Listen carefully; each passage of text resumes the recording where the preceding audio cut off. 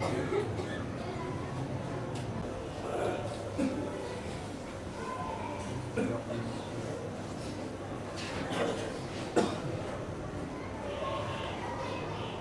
حول ولا قوة إلا بالله العلي العظيم.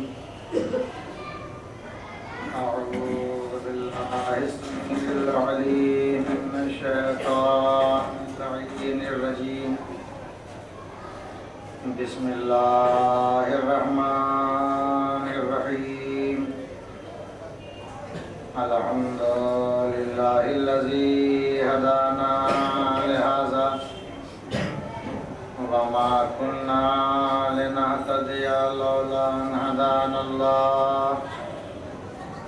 لقد جاءت رسل ربنا بالحق والصلاة والسلام والتحية والإكرام على سيد الأنبياء والمرسلين خاتم النبيين الملقب بطه وياسين محبوب رب المغربين والمشرقين جد الحسن والحسين النبي الأمي المكي المدني القرشي الهاشمي وقته اتهامي معلن الحق بالحق أبي القاسم محمد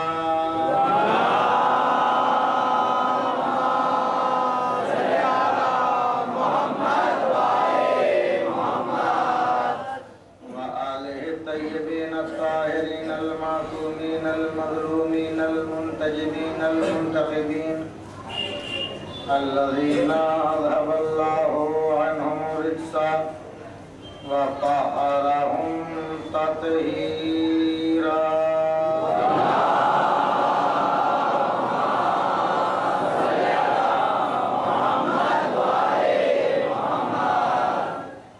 ولعنة الله على أعدائهم ومنكري فضائلهم وغاصبي حقوقهم أجمعين من الآن إلى قيام يوم الدين. أما بعد فقد قال الله الحكيم في كتابه الكريم وهو أصدق الصادقين قوله الحق. بسم الله الرحمن الرحيم. وجعلناهم أئمة يهدون بأمرنا وأوحينا إليهم فعل الخيرات وإقام الصلاة وإيتاء الزكاة وكانوا لنا عابدين.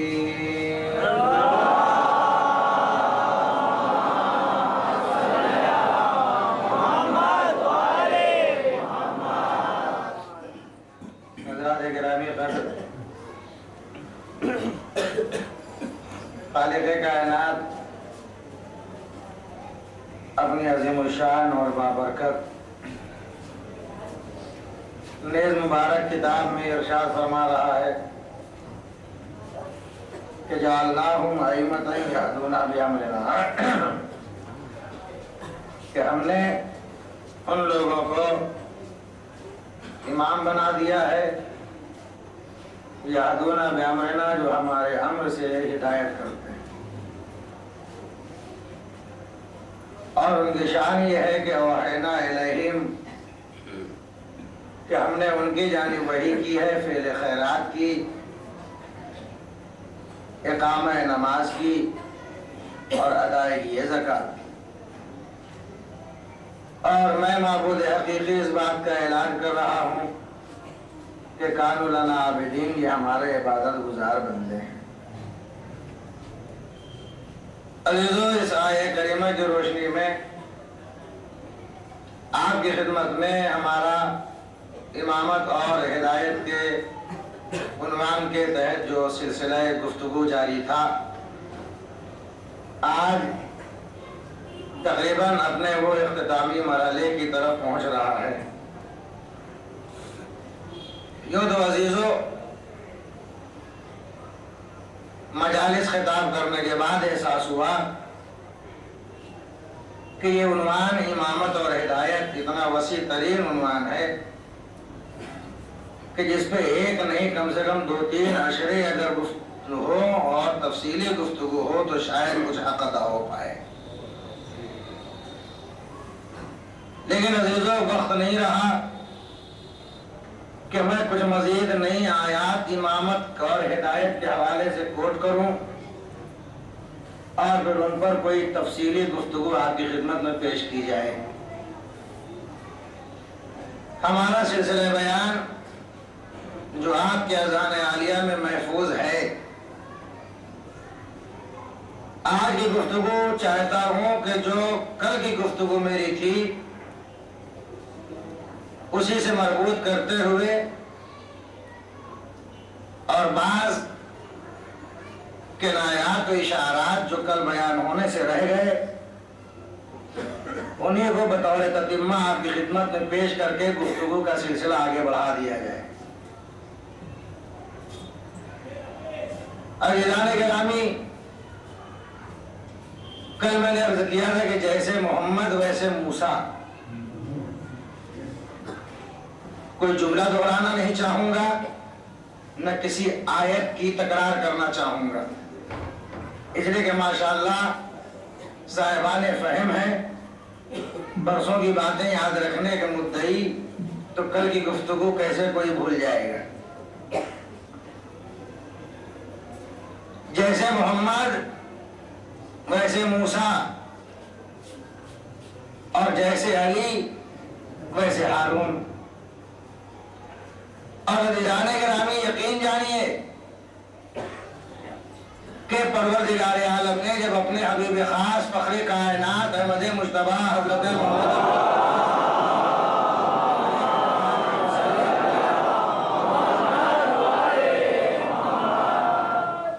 کوئی سروے زمین پر ہدایت نو انسانی کے لیے بھیجا اور جبریل امین کے ذریعے قلب پیغمبر پر اس نے قرآن مجید کو ہدایت بنا کر بھیجا.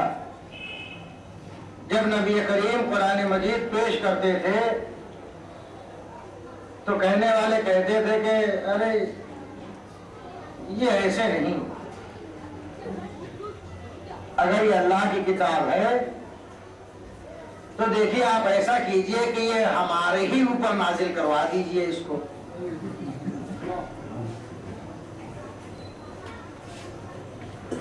تو تم مان لو گے؟ ہاں ہمارے اوپر آ جائے گی، یہ کتاب نازل ہو جائے گی، ہم مان لیں گے. اور ہم دے رہے ہیں تو کہا نہیں، آپ کی ضرورت نہیں ہے، ہمارے اوپر ہی آپ ڈائریکٹ یہ کتاب نازل کروا دیجیے. عزیزو تاریخی جملہ نہیں ہے، آئیے میں آیت کو کر دوں تاکہ آپ کو اطمینان ہو جائے. قرآن مجید کا چوتھا سورہ سورہ نساء،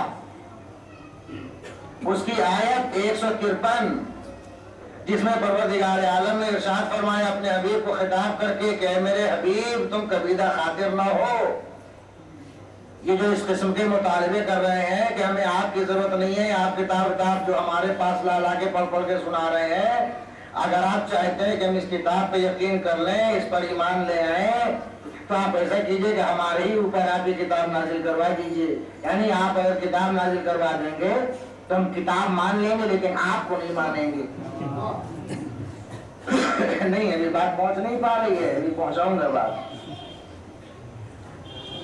تو سورہ نساء کی 153ویں آیت میں پروردگار نے کیا کہا اپنے حبیب کو خطاب کر کے؟ یسألک اہل الکتاب ان تنزل کتابا علیہم من السماء. اے میرے حبیب، یسألک اہل الکتاب، یہ اہل کتاب جو ہیں، یہ یہودی، یہ آپ سے ایسا سوال کر رہے ہیں ان تنزل علیہم کتابا من السماء، کیا آپ انہی کے اوپر کتاب نازل کروا دیجئے تب یہ لوگ قبول کریں گے.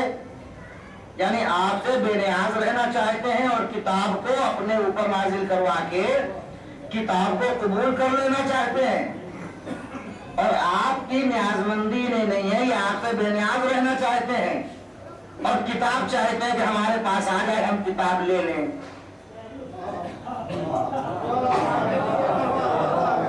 تو حبیب آپ کبیرہ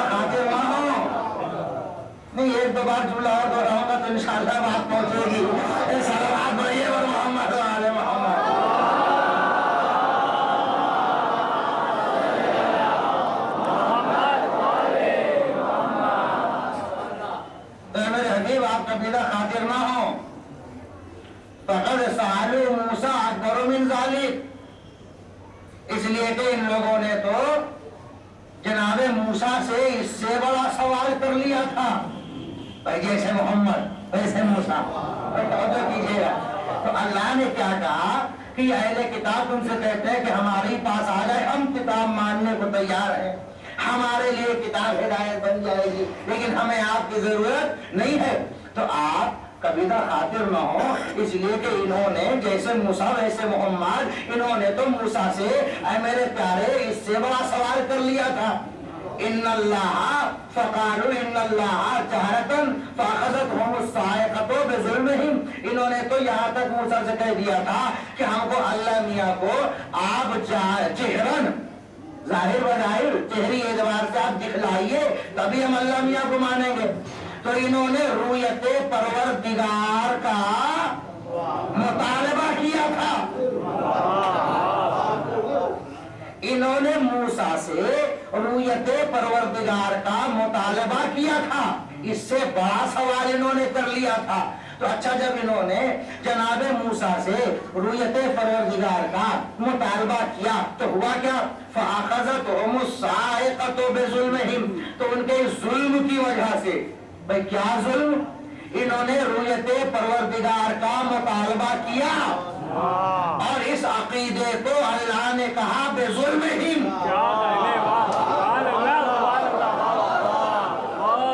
انہوں نے ظلم کیا اور اس بدعقیدگی کی بنیاد پر، اس ظلم کی بنیاد پر فَأَخَذَتْهُمُ الصَّاعِقَةُ، ان کو عذاب الہی نے جو بشکل بجلی کے آئی تھی انہیں جلا کر راکھ کر دیا۔ بھئی اللہ نے یہاں دو باتوں کا تذکرہ کیا، ایک تو یہ کہ رؤیت پروردگار کا عقیدہ ظلم ہے اور عذاب الہی کا حقدار بناتا ہے، اور دوسری چیز یہ کہ جب جناب رسول خدا نے قرآن پیش کرنا چاہا تو یہودیوں نے کیا کہا کہ ہم کتاب لے لیں گے، آپ کی کوئی ضرورت نہیں ہے۔ اب سمجھ میں آیا کہ جہاں رؤیت پروردگار کا عقیدہ ہو یا حسبنا کتاب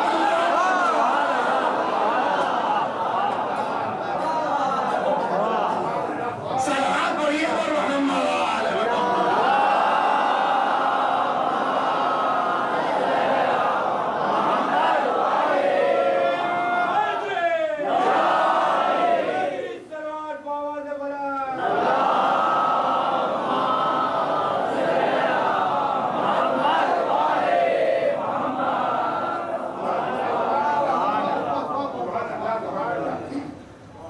تو حضور یہ ہے جیسے موسیٰ ویسے محمد۔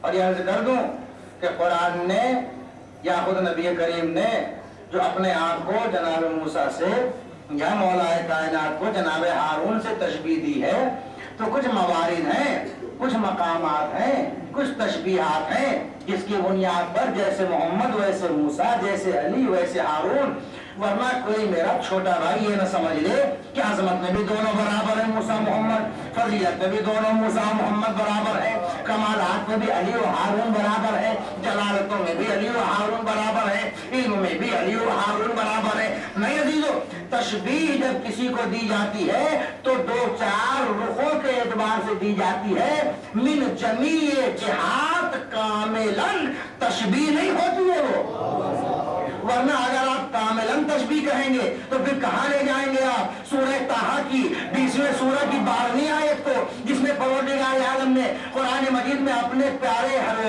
کلیم سے جناب موسیٰ سے کہا کہ انی انا ربک فاخلع نعلیک، اے میرے موسیٰ انی انا ربک، یقیناً میں تمہارا رب ہوں، فاخلع نعلیک، تم اپنی نالین اتار دو، کیوں؟ انکا بالوادی المقدس طویٰ، اس لیے کہ تم وادی مقدس طویٰ میں ہو۔ اور جناب موسیٰ پتہ نہیں کیا سمجھانے کے لیے یا کیا سمجھ کر وادی مقدس کو تو جان ہی رہے تھے کہ یہ وادی مقدس طویٰ ہے، لیکن نالین پہلے پہلے چلے آ رہے تھے، تو اللہ نے کہا ہے یہ وادی مقدس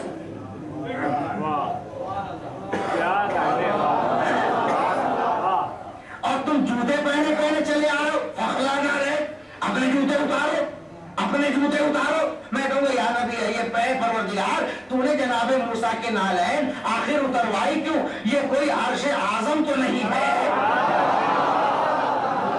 پروردگار آواز ہے یہی بتانے کے لیے کہ ہر اینگل سے، ہر اعتبار سے، ہر فضیلت میں